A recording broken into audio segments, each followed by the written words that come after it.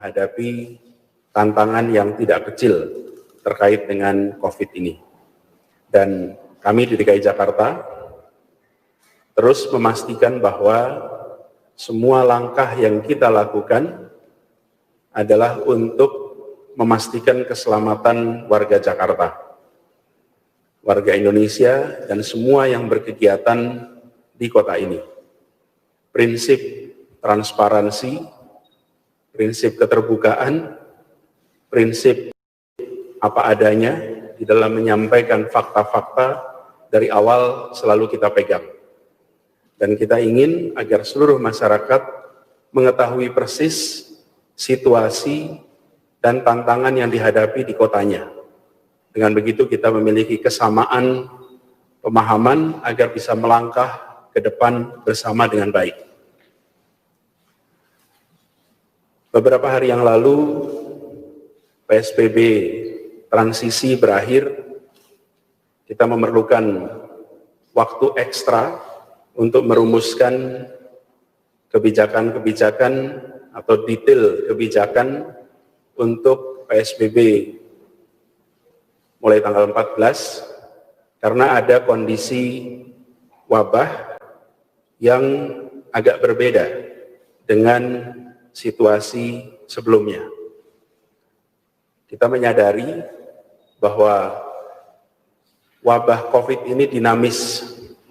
Ada masa di mana jumlah kasus aktif menurun, ada masa di mana jumlah kasus aktif meningkat. Dan ini menunjukkan bahwa kita harus kompak mengerjakan sisi pemerintah, testing, tracing, isolasi, treatment, di sisi masyarakat, masker, penggunaan masker, mencuci tangan rutin, menjaga jarak. Kekompakan ini diperlukan sekali. Izinkan dalam kesempatan ini, saya menyampaikan bahwa di bulan September memang terjadi peningkatan kasus yang cukup signifikan. Pada tanggal 30 Agustus, akhir Agustus, kasus aktif di Jakarta 7.960. Pada saat itu, kita menyaksikan bulan Agustus kasus aktif ini menurun. Tapi memasuki bulan September, sampai tanggal 11 September kemarin, jadi 12 hari pertama, bertambah sebesar 3.864 kasus, atau sekitar 49% dibandingkan akhir Agustus. Dan bila kita lihat rentangnya, sejak 3 Maret pada saat pertama kali ada kasus positif diumumkan, sampai dengan tanggal 11 September, ini lebih dari 190 hari. Dari 190 hari lebih itu, 12 hari terakhir kemarin, menyumbangkan 25% kasus positif. Walaupun yang sembuh juga kontribusinya 23%. Yang meninggal dalam 12 hari terakhir adalah 14%. Jadi lebih 190 hari, ada 12 hari di mana kita menyaksikan peningkatan yang sangat signifikan. Itulah sebabnya kita merasa perlu untuk melakukan langkah ekstra bagi penanganan kasus COVID di Jakarta, karena sejak tanggal 4 Juni kita sudah mulai melakukan transisi, di mana kegiatan-kegiatan yang semula tidak diizinkan sudah mulai dibuka dan sudah mulai aktivitas sosial, ekonomi, budaya bergerak. Tetapi menyaksikan kejadian selama 12 hari terakhir ini, kami merasa perlu untuk melakukan pengetatan agar pergerakan pertambahan kasus di Jakarta bisa terkendali. Karena bila ini tidak terkendali, dampak ekonomi, sosial, budaya akan menjadi sangat besar. Ini sebabnya kita melakukan formulasi yang berbeda dibandingkan dengan masa transisi kemarin. Formulasi yang berbeda inilah yang menyebabkan kita harus memerlukan waktu ekstra, dan pada siang hari ini alhamdulillah bisa kita sampaikan sama-sama.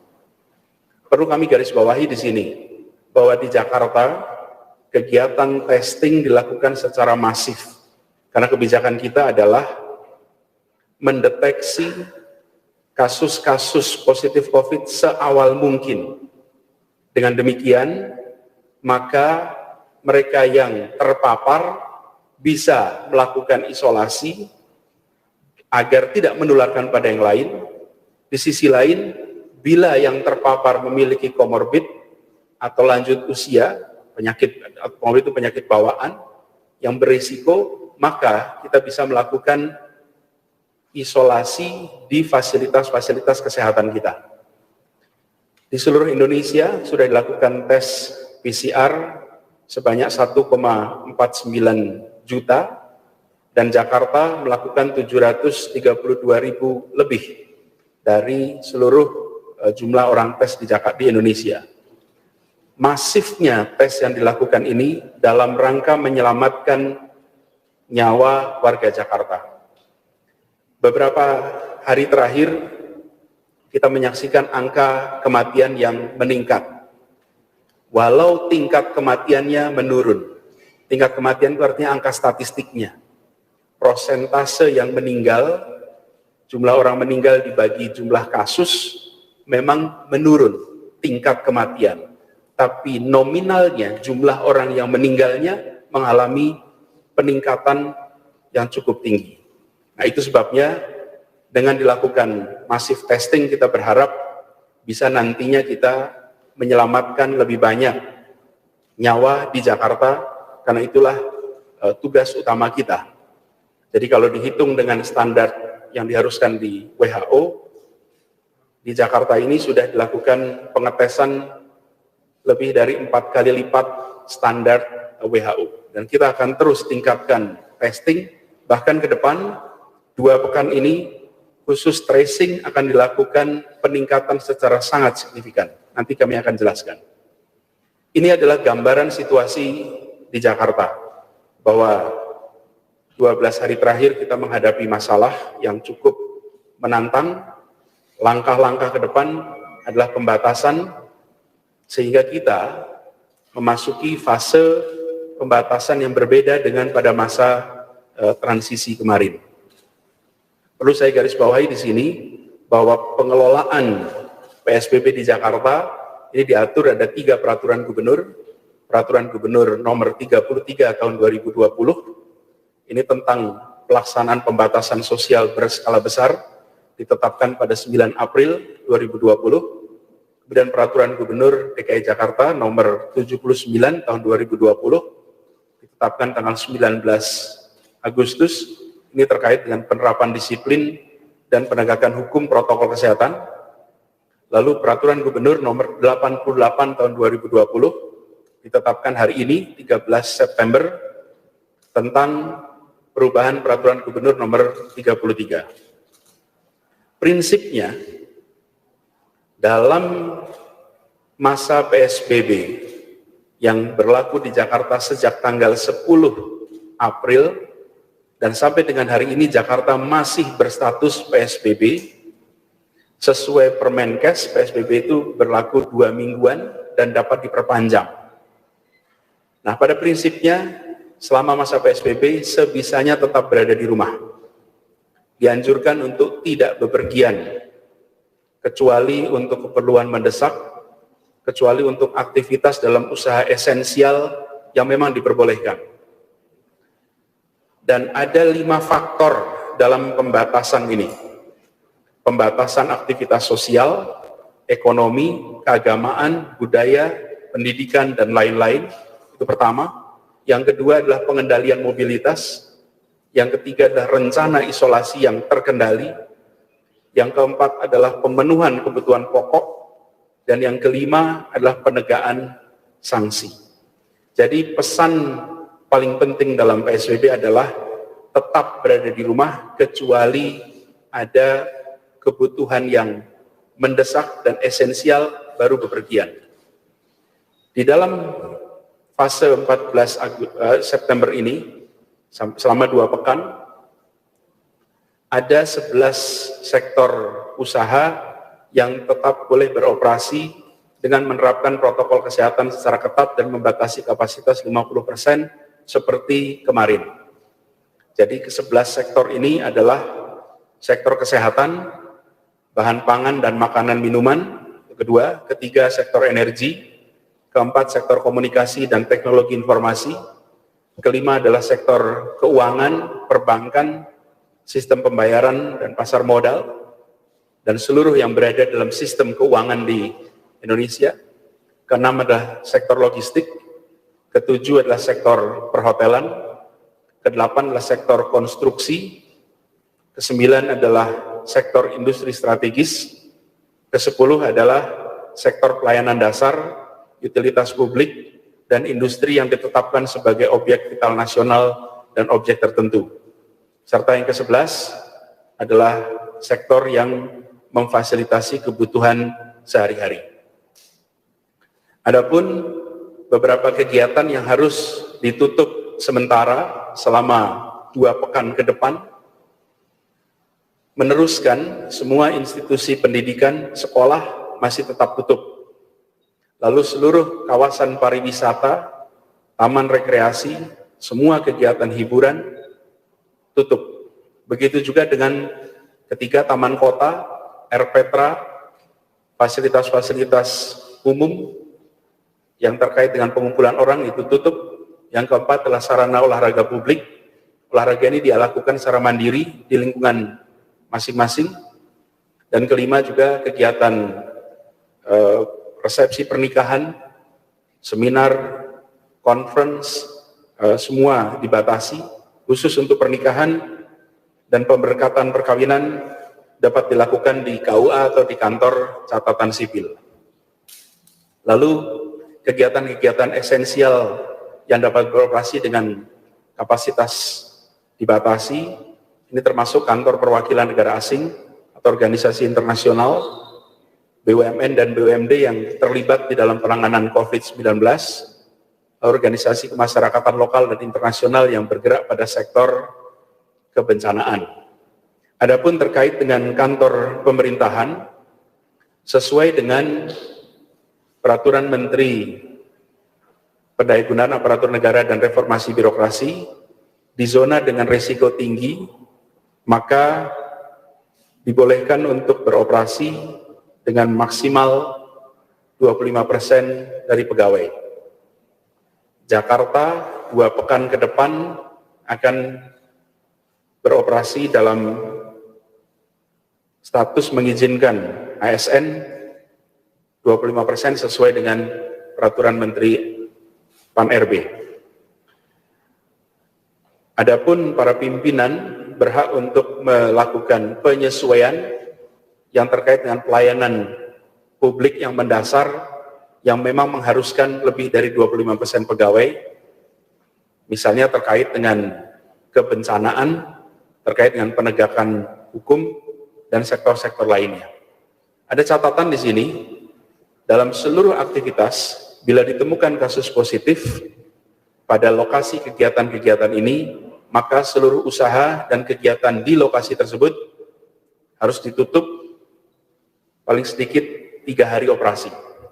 Bukan hanya kantornya, tapi gedungnya semua harus tutup selama 3 hari operasi. Ini diatur dalam Pergub nomor 88. Kemudian beberapa tempat kegiatan yang juga bisa beroperasi, tapi dengan kondisi tertentu, restoran, rumah makan, kafe, bisa beroperasi hanya dengan memberikan pengantaran atau ambil bawa pulang, tetapi tidak diizinkan untuk menerima pengunjung untuk makan di tempat. Sehingga beroperasi bisa, tapi hanya untuk pesan antar atau bawa pulang. Lalu tempat ibadah di lingkungan pemukiman yang digunakan oleh warga, ini dapat beroperasi dengan kapasitas 50%, tapi tempat ibadah yang dikunjungi peserta dari berbagai komunitas, berbagai lokasi, dan tempat ibadah di kampung-kampung komplek yang zona merah itu tidak diizinkan untuk beroperasi. Jadi misalnya masjid raya harus ditutup dulu, tapi tempat ibadah di komunitas bisa tetap dijalankan. Kemudian terkait dengan kegiatan perkantoran swasta yang masuk dalam kategori non-esensial, tempat ini bisa beroperasi dengan pembatasan kapasitas. Pimpinan kantor dan tempat kerja wajib mengatur mekanisme bekerja dari rumah bagi para pegawai. Apabila sebagian pegawai harus bekerja di kantor, maka pimpinan tempat kerja wajib membatasi paling banyak 25% pegawai berada dalam tempat kerja dan dalam waktu bersamaan. Pasar dan pusat perbelanjaan dapat beroperasi dengan menetapkan batasan kapasitas paling banyak 50% pengunjung yang berada dalam lokasi yang bersamaan, tapi restoran, rumah makan, kafe yang berada di dalamnya hanya boleh menerima pesan antar dan bawa pulang. Dalam masa 3 bulan ini, pasar alhamdulillah telah menjadi tempat di mana kedisiplinan untuk pengawasan terjadi antar para pedagang.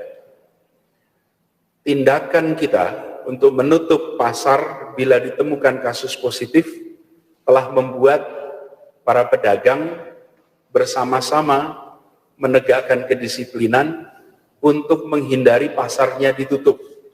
Jadi saat ini kita menyaksikan justru kasus terbanyak dari kejadian-kejadian yang sekarang bermunculan adalah dari perkantoran.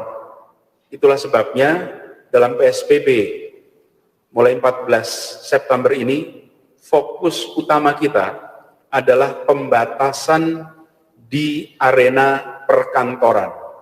Di arena perkantoran pemerintahan, kedisiplinan untuk mengatur jam kerja dan mengatur jumlah pegawai telah berjalan lebih baik. Tapi di swasta harus ada peningkatan kedisiplinan. Karena itulah dengan diwajibkan para pimpinan mengatur pekerjaannya bekerja dari rumah, apabila harus bekerja maka sebanyak-banyaknya 20%, harapannya kita bisa menekan kasus yang bermunculan di klaster perkantoran. Ini berlaku selama 2 pekan ke depan, dan bila di pasar, di pusat perbelanjaan, di gedung perkantoran ditemukan kasus positif, maka bukan saja kantor atau penyewa di lantai tertentu, tapi seluruh gedung akan ditutup selama 3 hari operasi. Berikutnya yang diatur adalah mobilitas penduduk. Ini akan dikurangi. Kapasitas maksimal dari kendaraan umum atau kendaraan adalah 50%, meneruskan seperti yang ada sekarang. Kemudian ada pembatasan frekuensi layanan dan armada, lalu transportasi darat, kereta, dan kapal penumpang juga diatur dengan pembatasan jumlah penumpang per kendaraannya. Detailnya nanti akan diatur secara teknis melalui surat keputusan Kepala Dinas Perhubungan. Adapun kendaraan pribadi hanya boleh diisi maksimal 2 orang per baris kursi, kecuali bila kendaraan pribadi mengangkut keluarga yang berdomisili satu rumah. Tapi bila tidak satu domisili, maka harus mengikuti ketentuan maksimal 2 orang per baris. Kebijakan ganjil genap ditiadakan selama PSBB.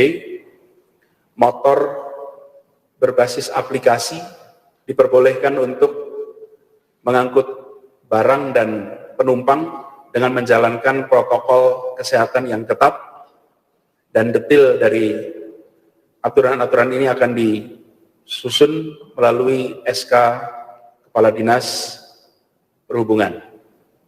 Terkait dengan sarana isolasi, seperti pernah kami sampaikan, kita membutuhkan untuk bisa mengendalikan penularan agar makin terbatas dengan cara mereka-mereka yang terpapar diisolasi.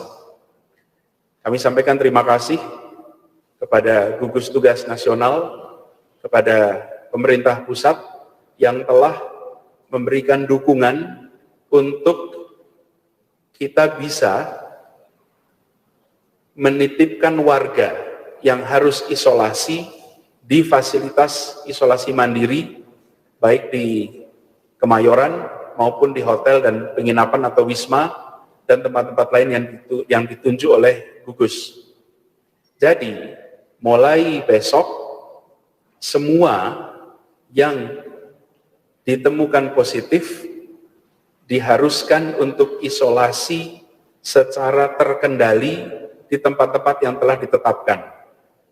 Isolasi mandiri di rumah tinggal harus dihindari karena ini berpotensi pada penularan klaster rumah. Dan ini sudah terjadi karena tidak semua kita memiliki pengetahuan, pengalaman untuk bisa menjaga agar kesehariannya tidak menularkan pada orang lain. Bila ada kasus positif yang menolak diisolasi di tempat yang telah ditentukan, maka akan dilakukan penjemputan oleh petugas kesehatan bersama dengan aparat penegak hukum. Dan kemudian kegiatan tracing, Dinas Kesehatan melalui Puskesmas akan melakukan active case finding, dan setiap masyarakat yang ditemui dalam kegiatan active case finding wajib untuk menerima kegiatan testing untuk menyelamatkan yang bersangkutan. Bila yang bersangkutan itu memiliki potensi positif, wajib untuk dites. Penentuannya oleh tim Dinas Kesehatan. Kemudian protokol kesehatan ini akan diintensifkan, penegakan disiplin dilakukan bersama nanti oleh Polri, TNI, Satpol PP, beserta dengan OPD yang sudah ditugaskan. Dan kita akan mengintensifkan di 2 pekan ke depan, mudah-mudahan pekan-pekan berikutnya kondisi sudah lebih baik, sehingga kedisiplinan bisa terjamin.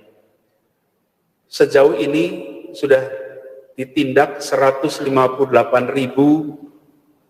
orang atau badan, bahkan denda yang terkumpul sudah sampai 4.333 juta rupiah. Dan denda sekarang berjenjang. Pelanggaran pertama, pelanggaran kedua, dendanya menjadi lebih tinggi. Denda untuk tidak memakai masker adalah 250.000. Bila berulang menjadi 500.000. Dan seterusnya. Yang berikutnya tentang pemberian bantuan sosial tetap berjalan. Bantuan sosial diberikan sesuai jadwal yang telah disusun hingga akhir tahun, dan penerima bantuan ini sesuai dengan data yang sudah ada, seperti yang selama ini berjalan, jumlahnya 2.460.000 keluarga rentan yang ada di Jakarta, insya Allah dilakukan sampai Desember 2020. Pembiayaan bantuan sosial ini dilakukan melalui APBN, Kementerian Sosial, dan APBD yang nanti pendistribusiannya dilakukan melalui PD Pasar Jaya. Bapak Ibu sekalian yang saya hormati, kita menyadari bahwa hari-hari ke depan adalah hari-hari kita harus menjaga kedisiplinan. Karena itu saya garis bawahi sekali lagi, prinsip dari PSBB adalah berada di rumah, mengurangi bepergian, belajar di rumah, bekerja di rumah, beribadah di rumah. Dan bila memang harus pergi, memang karena kondisi mengharuskan, mendesak, dan ketentuan-ketentuannya seperti tadi sudah disampaikan. Mari kita sama-sama disiplin, mari kita sama-sama melindungi diri kita dan orang lain, dan khususnya dalam penggunaan masker. Menggunakan masker ini tidak nyaman, Kita harus akui, tetapi terpapar COVID-19 itu jauh lebih tidak nyaman. Dirawat karena COVID-19 jauh lebih tidak nyaman.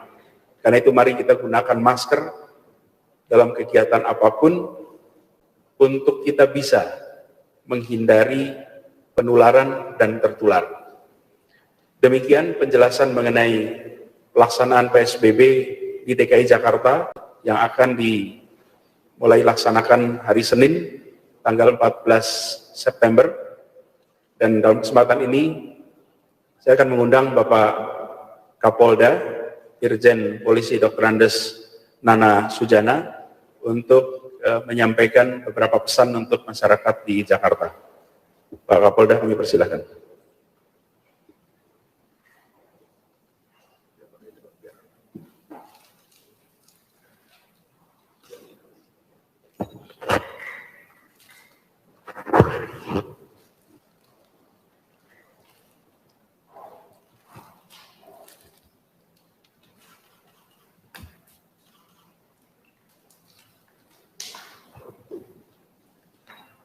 Baik, salam sehat. Assalamualaikum warahmatullahi wabarakatuh. Selamat sore, salam sejahtera untuk kita semua, salam Om Swastiastu. Tadi kita sudah menyimak bersama atau mendengar apa yang disampaikan oleh Bapak Gubernur DKI Jakarta terkait dengan pembatasan kegiatan ataupun aktivitas di masa PSBB. Jadi ini merupakan kelanjutan daripada 14 hari ke depan ya, kita melakukan perpanjangan ini. Saya selaku Kapolda Metro Jaya tentunya mendukung sepenuhnya kegiatan ataupun perpanjangan aktivitas dari pembatasan aktivitas masa PSBB selanjutnya ini. Kami Polda Metro Jaya beserta dengan jajaran tentunya akan memaksimalkan dan memasifkan upaya-upaya dalam rangka mendukung kebijakan-kebijakan yang sudah disampaikan tadi. Tentunya pemaksimalan, kemudian dan kami akan melakukan secara masif beberapa kegiatan-kegiatan tadi yang disampaikan, dan kami akan terus melakukan upaya-upaya dalam hal ini pencegahan juga terkait dengan edukasi, kemudian sosialisasi, juga terkait dengan plotting anggota di keramaian. Kemudian ada hal yang perlu kami sampaikan, yaitu terkait dengan operasi justisi. Jadi sesuai dengan perintah ataupun arahan Bapak Kapolri bahwa dalam waktu dekat kami akan melaksanakan operasi justisi yang dalam pelaksanaannya nanti bersama-sama dengan Pemda, kemudian TNI, Kejaksaan, dan juga kehakiman. Jadi operasi justisi ini mendasari instruksi Bapak Presiden nomor 6 tahun 2020 tentang peningkatan pendisiplinan dan penegakan hukum protokol kesehatan. Juga kami mendasari Peraturan Gubernur nomor 78 tahun 2020, juga hal yang sama tentang pendisiplinan dan penegakan hukum protokol kesehatan. Jadi mendasari hal ini, kami tentunya dengan tadi yang kami dengan instansi terkait akan melaksanakan operasi justisi. Hal ini kami lakukan sebenarnya semuanya untuk dalam rangka lebih menertibkan kembali, lebih meningkat agar masyarakat lebih berdisiplin untuk mematuhi protokol kesehatan. Semuanya ini kami lakukan untuk masyarakat. Sebagaimana kita ketahui bahwa perkembangan COVID khususnya di wilayah hukum Polda Metro Jaya, termasuk yang khususnya di wilayah DKI, masih cukup tinggi dan bisa dikatakan beresiko tinggi. Hal ini tentunya menjadi perhatian ataupun atensi kita bersama, jangan sampai kita kemudian masyarakat terus tertular. Ini makanya dalam hal ini perlu ada pendisiplinan, kemudian penertiban, dan agar masyarakat mematuhi protokol kesehatan.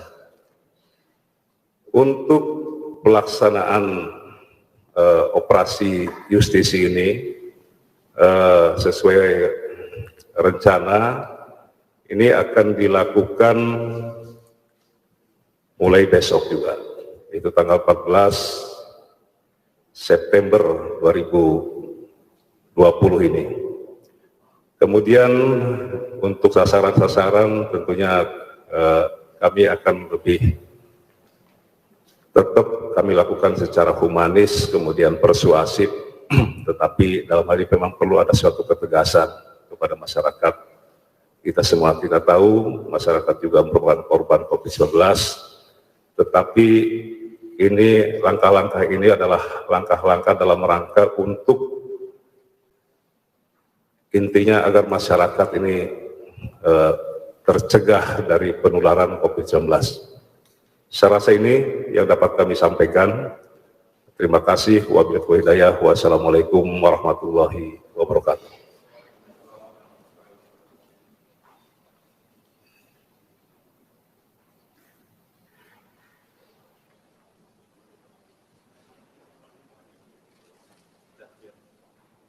Saya akan mengundang Pak Pangdam Jaya. Pak Pangdam, silakan.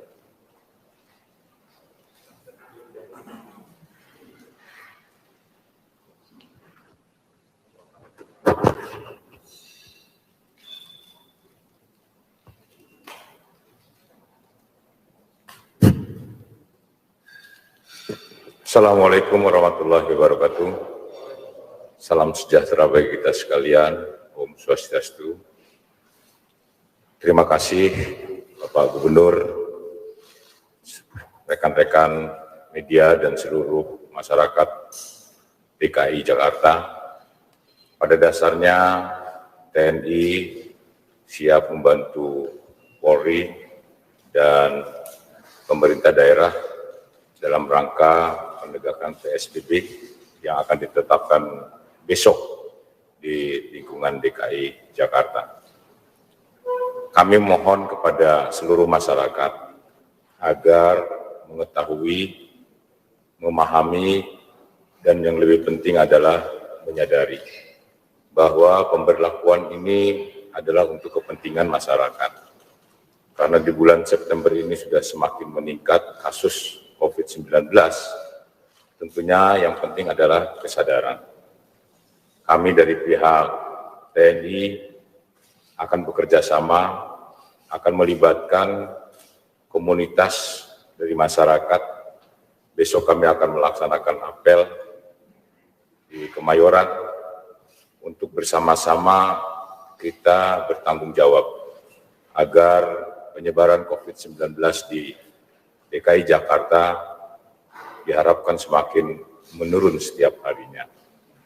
Dan tentunya kami dan pihak keamanan akan bertindak secara persuasif dan humanis, dan kami mohon seluruh masyarakat untuk memahami apa yang kami lakukan. Ketegasan diutamakan agar COVID-19 di wilayah DKI ini tidak semakin meningkat. Saya rasa ini saja yang ingin saya sampaikan. Terima kasih. Wassalamualaikum warahmatullahi wabarakatuh.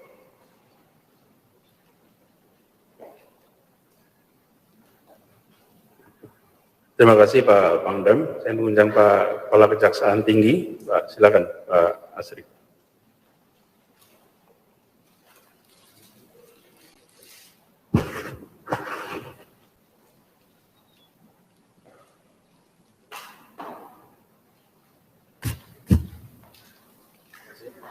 Assalamualaikum warahmatullahi wabarakatuh.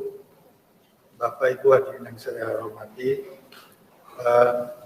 prinsip bahwa PSBB yang akan kita berlakukan 2 minggu ke depan, sebagaimana diatur dalam Pergub 88 2020, ini harus bisa berjalan efektif. Untuk itu tadi telah disampaikan oleh Pak Gubernur dan Pak Kapolda, Pak Pangdam, bahwa untuk efektifnya maka kita harus laksanakan semua ketentuan-ketentuan itu apa adanya. Langkah pertama tentu kita persuasif. Langkah persuasif, disepakati, kita kedepankan persuasif. Kita yakin bahwa masyarakat Jakarta tentu akan mewaspadai karena ini menyangkut jiwa. Kalaupun terjadi pelanggaran sebagaimana diatur dalam Pergub 79 maupun Pergub 88, tadi kita akan lakukan operasi justisi yang disampaikan oleh Pak Kapolda tadi. Dan denda baik itu denda maupun sanksi administrasi tadi sudah disampaikan oleh Pak Gubernur, ini akan kita laksanakan secara efektif. Kalaupun sampai pada tingkatan kejahatan, adanya kejahatan, misal dengan paksa mengambil jenazah COVID dan lain sebagainya, ya kita akan terapkan ketentuan undang-undang, baik itu undang-undang wabah penyakit menular, undang-undang kekarantinaan kesehatan, maupun undang-undang hukum pidana. Apabila kebijakan-kebijakan yang diambil, perintah-perintah pejabat yang berwenang dilanggar atau dilawan, maka kita akan kenakan sanksi pidana. Nah, untuk pelaksanaannya kita sudah sepakat tadi, Forkominda, kita akan upayakan bisa dilaksanakan secara tepat. Bila perlu nanti sidang di tempat dengan melibatkan pengadilan. Demikian masukan dari saya. Bila itu hidayah. Assalamualaikum warahmatullahi wabarakatuh.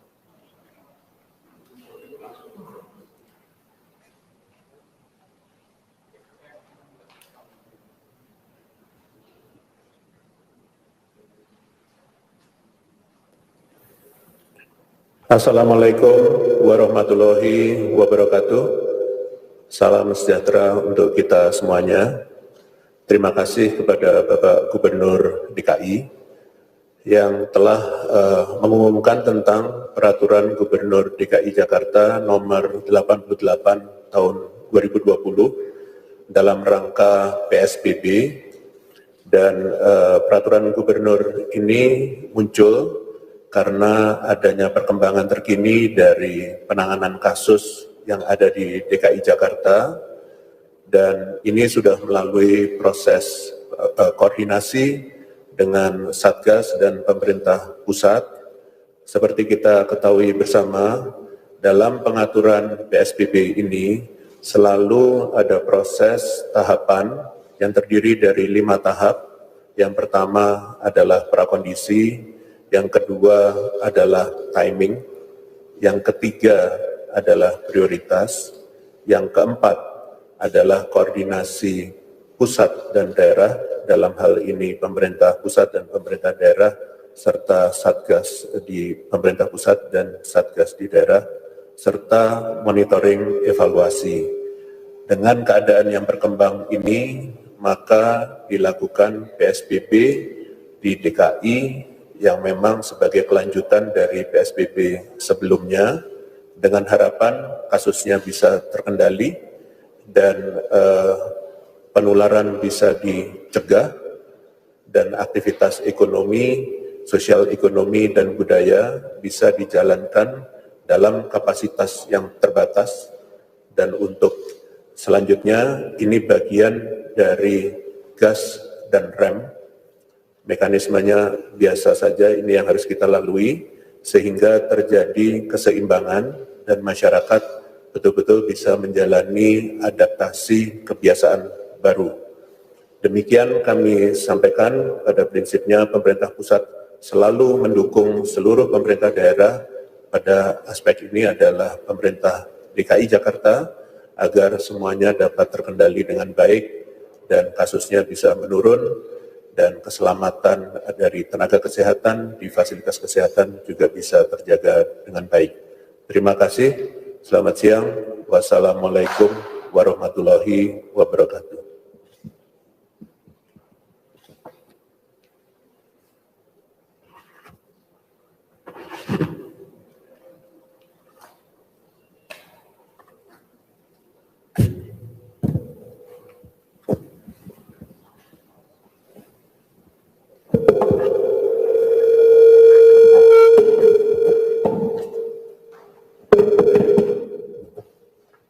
Terima kasih Profesor Wiku yang saya hormati.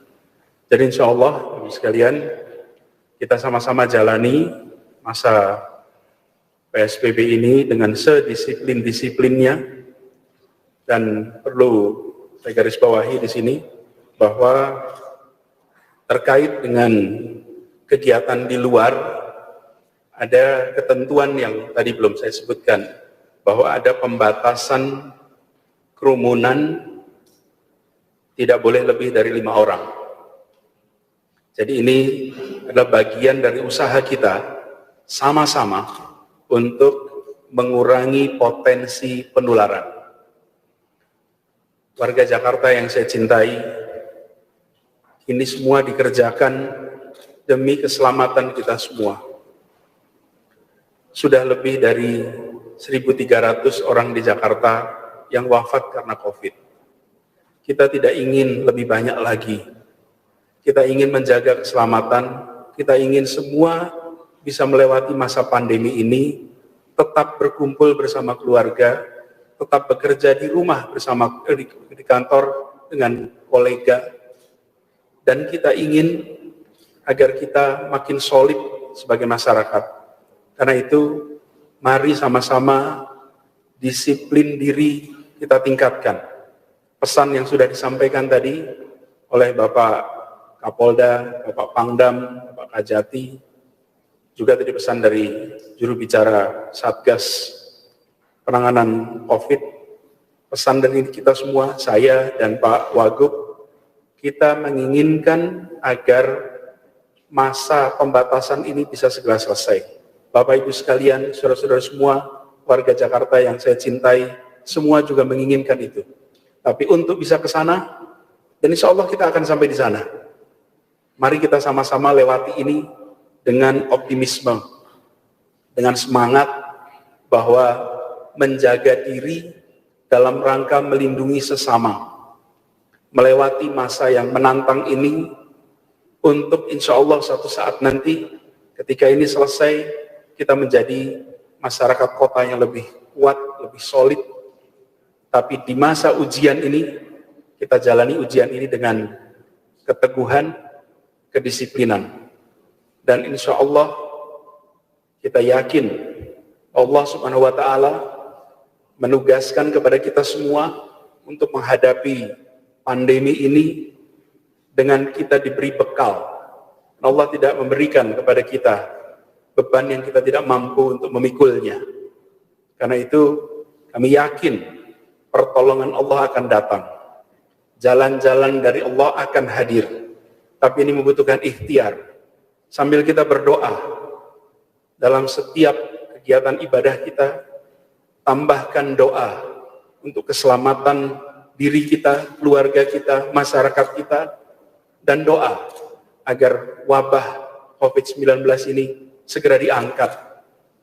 Takdir itu akan menemui ikhtiar. Bagian kita berikhtiar, dan ikhtiarnya tidak bisa 1 orang, 2 orang, 3 orang, tapi harus semua kita berikhtiar dengan arah yang sama. Arahnya adalah memotong mata rantai penularan COVID-19. Kita kerjakan sama-sama, insya Allah Jakarta segera terbebas, dan masa PSBB jalani dengan disiplin. Ya mungkin ini terasa berat, ya mungkin ini terasa tidak nyaman, ya mungkin ini terasa membebani. Tapi kita jalani ini, insya Allah sesudah masa ini kita akan terasa lebih ringan, kita akan bisa melewati masa ini dengan baik, berkegiatan kembali dengan baik. Demikian penjelasan dari kami. Nanti detail peraturan gubernur nomor 88 akan segera kita sampaikan kepada seluruh masyarakat, sehingga masyarakat bisa secara rinci melihat semua ketentuan yang ada dalam aturan ini. Terima kasih atas perhatiannya.